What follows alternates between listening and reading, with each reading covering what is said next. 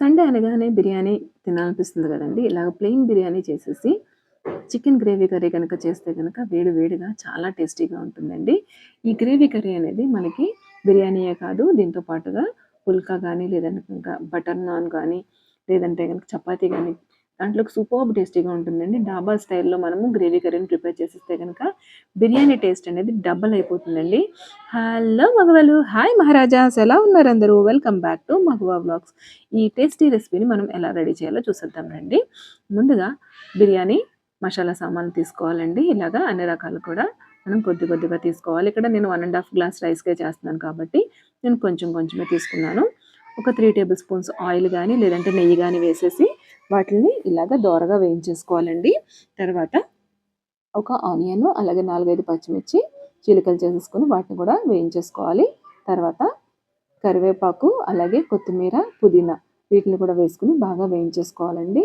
మంచి ఫ్లేవర్ అనేది వస్తూ ఉంటుంది వేగుతూ ఉంటే. తర్వాత నేను ఇక్కడ జీడిపప్పును కూడా యాడ్ చేసుకున్నాను. ఇవి దోరగా వేగిపోగానే దీంట్లో మనము ఇప్పుడు మసాలా ఇంగ్రీడియంట్స్ అనేవి వేసుకోవాలండి. ఒక half table spoon garam masala powder, అలాగే 1 టేబుల్ స్పూను అల్లం వెల్లుల్లి పేస్ట్ కూడా నేను ఇక్కడ వేసుకొని బాగా వేయించుకుంటున్నానండి. చూస్తున్నారు కదా, ఈ పేస్ట్ అనేది బాగా మగ్గిపోగానే ఇందులో మనము తగినన్ని నీళ్లు వేసుకోవాలి. నేను ఆల్రెడీ ఒక పావు గంట ముందే గ్లాసున్నర బియ్యాన్ని కడిగేసి నానబెట్టేశానండి. ఇప్పుడు గ్లాసున్నర బియ్యానికి నేను ఇక్కడ 3 గ్లాసులు నీళ్ళని కొలతగా వేసుకుంటున్నాను. తర్వాత ఇందులో రుచికి సరిపడా సాల్ట్ని కూడా వేసుకోవాలండి. ముందుగా కాసంత సాల్ట్ వేసి ఒకసారి మనము దాన్ని టేస్ట్ చూసిన తర్వాత, బియ్యం వేసిన తర్వాత సరిపోకపోతే కనుక మనం కాసంత సాల్ట్ని వేసుకోవచ్చు. ఈ నీళ్ళని హై ఫ్లేమ్లో పెట్టి బాగా మరిగేంత వరకు ఉంచుకోవాలండి. నేను ఇక్కడ కసూరి మేతిని కూడా వేస్తున్నాను. చాలా టేస్టీగా ఉంటుందండి. చికెన్ గ్రేవీ కర్రీకి ఈ పులావ్కి కాంబినేషన్ అనేది అదిరిపోతుంది. సో ఇక్కడ నీళ్ళు అనేది బాగా మరిగిన తర్వాత నేను ముందుగా నానబెట్టుకున్న బియ్యాన్ని ఇందులో వేసేసుకుంటున్నానండి. బియ్యం వేసిన తర్వాత ఒకసారి సాల్ట్ కూడా చూసుకోవాలండి. సాల్ట్ చూసిన తర్వాత మనకు సరిపోయింది అనుకుంటే కనుక కుక్కరు విజిల్ పెట్టేసి జస్ట్ 2 విజిల్స్ వేయించిన తర్వాత స్టవ్ని ఆఫ్ చేసేయాలండి. ఆ వేడికి లోపల రైస్ అనేది బాగా ఉడికిపోతుంది.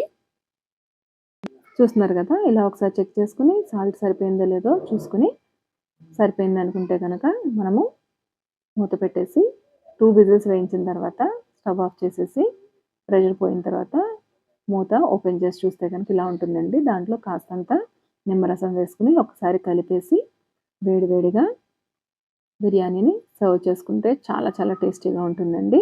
చూస్తున్నారు కదా, ఒకసారి ఈవెన్గా కలిపేసుకుంటే కనుక మనకి చాలా బాగుంటుంది. ఇంకంతేనండి, ఎంతో టేస్టీగా ఉండే మనకి బిర్యానీ రెడీ అయిపోయినట్టే. నెక్స్ట్ వీడియోలో చికెన్ గ్రేవీ కర్రీ ఎలా రెడీ చేయాలో చూపిస్తానండి. సో సండేని చికెన్ అండ్ బిర్యానీతో ఫుల్ఫిల్ చేసేసేయండి. ఈ టేస్టీ రెసిపీ కనుక మీకు నచ్చినట్లయితే లైక్ చేయండి, షేర్ చేయండి, సబ్స్క్రైబ్ చేసుకోవడం మాత్రం మర్చిపోద్దండి. మరిన్ని టేస్టీ వీడియోస్ కోసం ఛానల్ని ఫాలో అవ్వండి. అండ్ ఈజీ రెసిపీస్ మీకోసం ఎప్పుడు కూడా అప్లోడ్ చేస్తూనే ఉంటానండి. థ్యాంక్ యూ ఫర్ వాచింగ్ అండి. ఉంటా అండి మరి. Bye bye.